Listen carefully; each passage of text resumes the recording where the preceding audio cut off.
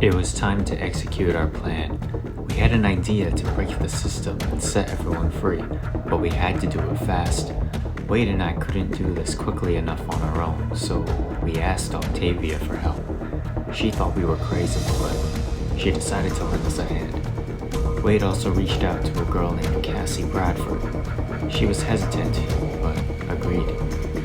Together, the four of us could easily execute the plan and save everyone. The night started and we got to work. The plan was to override all the generators until they received too much power, which would cause them to overload. It would be too much for the game to handle and would crash it. And hopefully, we would be able to wake up before any of Aaron's men noticed. We had to do this to every single one in the same round, or else it wasn't going to work. We each got one done on our own, but the last two still needed to be dealt with. Cassie and Octavia got the first one, but Wade and I had to get to the other, and the masked man with the machete was the only thing standing between us and the last generator. "I'll make him chase me," Wade whispered. "As soon as he focuses on me, get to the generator." "Got it," I replied quietly. Then Wade stepped out from the bushes, made some noise, and sure enough, he saw him. Wade wasted no time and booked it in the opposite direction. The man gave chase and followed Wade. It was time. I got to the generator and began to work. Halfway through my progress, however, the man came back. As he attacked, he ended up getting stuck in a bear trap. Cassie Bradford put it there. "Now or never, Harry," Cassie called. "Don't mess this up." As the monster set itself free and began to lunge at me, I finished overloading the generator. The landscape began to glitch out and the masked man began screaming and then vanished into thin air. The entire map began to crumble, and soon everything turned quiet and black.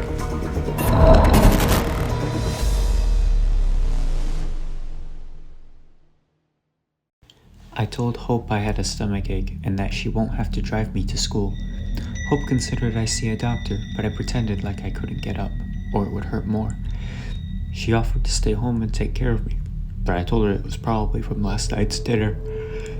Hope decided to place a trash bag next to my bed, just in case I needed to vomit. She told me to call her if it got any worse and not to wait until the last second. I agreed.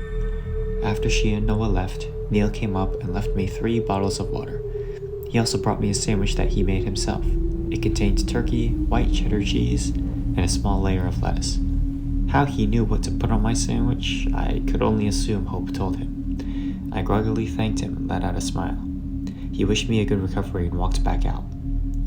Once I knew for sure no one else was in the house, I got up and went to the bathroom.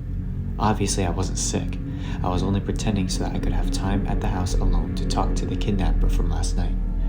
I had already taken off her clothes, besides her underwear, planning to use them as a disguise after she would give me a location.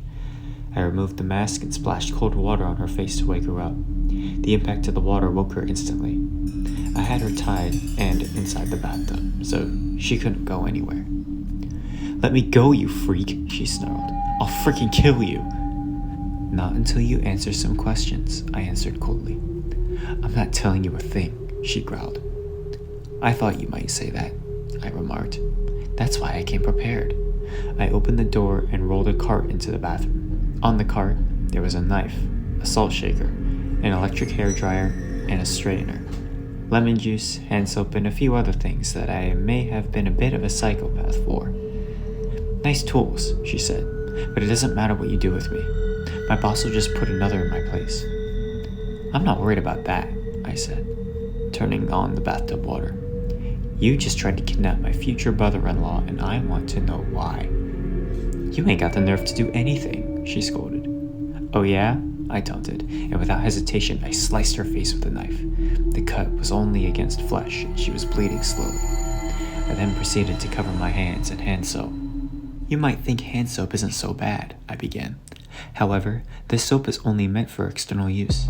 Any hand soap that gets into your ear, eye, nose, mouth, or even between your legs, it can cause some immense pain and agony that could last for hours. If I were you, I'd start talking." I I smeared hand soap against her face. It got inside the fresh cut that I just gave her, and also up her nose. Almost immediately, she began to feel the pain, screaming in agony. "You can scream all you like, miss," I told her, "but no one else is in this house. No one can hear you in here. So if you want to live, I suggest you start talking." As the bathtub water began to rise, I plugged in the hairdryer. You know what happens when an active hairdryer falls in water? As I lifted over the water, she finally began to talk. Okay, she cried, tears dripping down her face.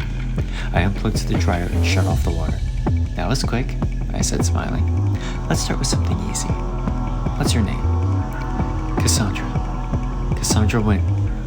"Who ordered you to take Neil?" "I can't tell you his name." "You better," I said. "Aaron," she said. "Aaron Slake. He made me do it." Tell me about this Aaron Slake guy for me." "I don't know much about him," she whimpered. I reached for a hairdryer. "I swear I don't," she screamed.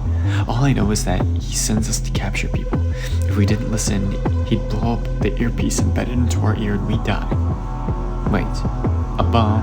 I asked. Then I noticed the earpiece in her ear. "If we try to remove it, it will explode," she continued. "I watched it happen to a coworker of mine. You gotta let me go back. If you keep me here, he'll blow up the bomb and kill us both." "Where is he?" I growled. "Where can I find him?" "He'll kill me if I tell you." I plugged in the hairdryer ready to drop it into the tub. She told me where I needed to go to find him, and I wrote the coordinates down. "One last thing," I said to her. "Will I happen to find a young man named Harry Weber at that place?" "I don't even know who that is," she screamed. I proceeded to show her a picture. "This guy," I said firmly. "Will I find him there too?" "I don't know. I swear I have no idea who he is. I'm not the only one who's tasked to take people." She continued to plead that I spare her life. She told me she sold everything she knew about Aaron Slake, his intentions, and where I could find him. I realized that continuing to torture her like this wouldn't get me anywhere. I had no uses for her now. I waited a moment. Then, I dropped the plugged hairdryer into the tub. The electric shock killed her in the matter of seconds as she screamed in agony. Once I knew she was dead, I unplugged the hairdryer and the drain, letting the electrified water flow out of the tub. I checked the time and saw it was 12 p.m. I had 2 hours and a half before Neil got home from school.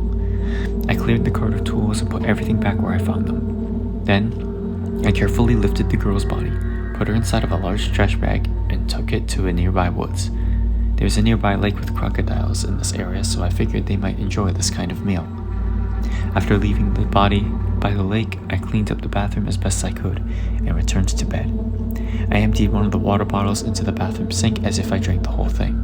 I also half-emptied another and threw half of the sandwich Neil made for me. I took 2 bites at the other, even though I wasn't hungry, to make it look like I ate. Just as I settled in bed to put my act back on, I heard Neil enter the house. I pretended to be asleep as he came upstairs.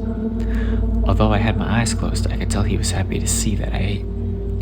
As he left, I heard him mutter the 3 words, "I love you." After he shut the door, I opened my eyes. What he said didn't surprise me. I already knew he liked me. I decided that I'd deal with that later. Tonight, I had a criminal to catch and a brother to save.